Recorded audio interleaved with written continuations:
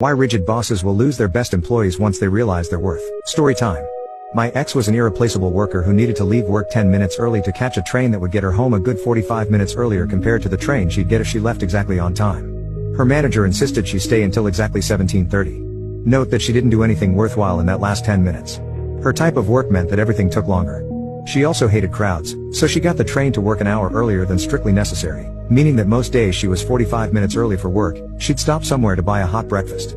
Because of the type of conscientious worker she was, and also she was the head of a team of around 12 people, and she took pride in her work, she would start working more or less straight away.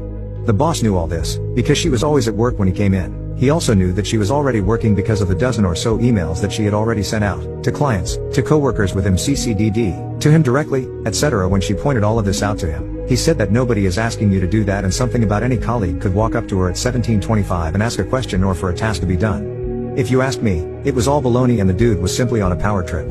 Or maybe someone above him had archaic views and was being unreasonable, so she gave in her notice and quit to start up on her own, basically to be a freelancer. They couldn't find anyone else to do the work, and for the first 2 years of her freelancing career she basically did her old job from home, no commute, working from home, and back in 2015, this was a massive perk, which was unheard of. Hell, the lack of commute alone saved her £3,000 per year. She got paid about 40% more to do the same work she always did, in about half, maybe 2/3 of the time. It took them 2 years to train someone up to replace her, and stop needing her services as a freelancer. Serves them right.